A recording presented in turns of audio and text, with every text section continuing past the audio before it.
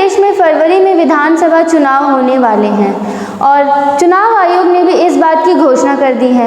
उत्तर प्रदेश में 7 चरणों में चुनाव होंगे। इसी के साथ चुनाव आयोग ने यह भी कहा है कि 15 जनवरी तक किसी तरह की रैली या जनसभा आयोजित ना की जाए। बढ़ते कोविड के केसेस देखते हुए सभी पार्टियों ने भी अपनी रैली रद्द कर दी है और समय रहते ही आचार संहिता भी लागू कर दी गई है।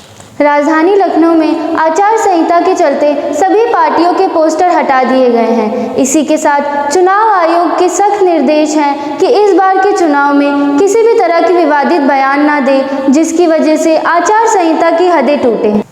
उत्तर प्रदेश के सीएम योगी आदित्यनाथ का कहना है कि इस बार का चुनाव 80% बनाम 20% होगा, जिसमें उन्होंने साफ कहा है कि 80% समर्थन एक तरफ होगा और 20% समर्थन दूसरी तरफ, क्योंकि शायद बीजेपी को ये लगता है कि उत्तर प्रदेश के 19% से भी ज़्यादा मुसलमान उन्हें पसंद नहीं करते हैं या फिर उन्हें वोट नहीं देंगे।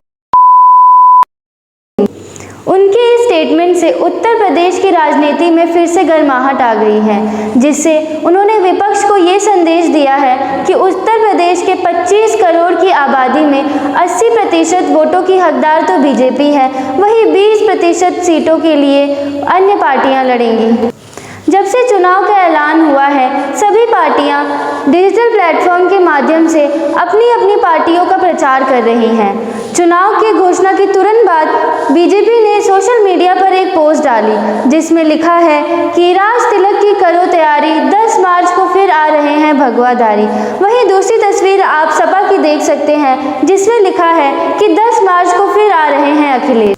इन सब बातों से ये साफ जाहिर है कि इस बार भी उत्तर प्रदेश में चुनाव धर्म और जाति के आधार पर होंगे, जहां बीजेपी का ये दावा है कि 80% हिंदुओं का समर्थन उन्हें ही है।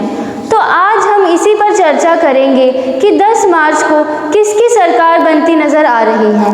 नमस्कार, मैं नाजिया खबरें इंडिया में आपका स्वागत करती हूँ।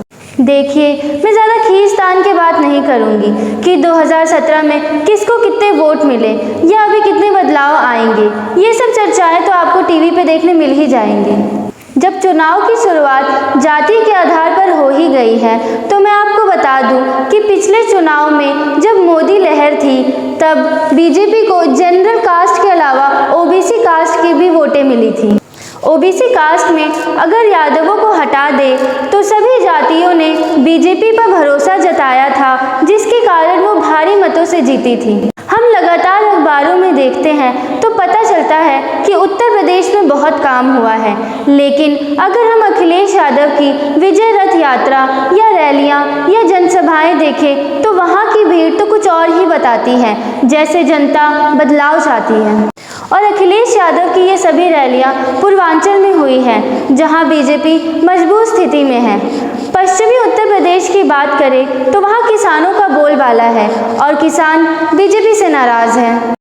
पश्चिमी उत्तर प्रदेश में किसानों के नेता कहे जाने वाले जयंत चौधरी भी अब अखिलेश यादव के समर्थन में आने को तैयार हो गए हैं, जिससे पश्चिमी उत्तर प्रदेश में भी बराबर की स्थिति बन गई है।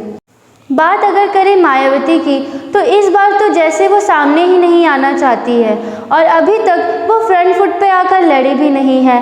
हालांकि कांग्रेस की प्रियंका गांधी ने अपने कार्यकर्ताओं से मिलकर लड़की हूँ लड़ सकती हूँ का नारा लगाकर चुनाव में अपनी मौजूदगी सुनिश्चित कर दी। लेकिन ज़मीनी सर्वों से ये पता चलता है कि इस बार उत्तर प्रदेश में चुनाव भाजपा और सपा के बीच ही होने वाला है। मुद्दे तमाम हैं, जैसे महंगाई, बेरोजगारी। सभी पार्टियों ने अलग अलग जातियों पर अपना समर्थन बताया है, लेकिन फिलहाल अभी किसी पार्टी को विजेता नहीं बताया जा सकता। भाजपा और सपा दोनों बराबर की स्थिति पे हैं।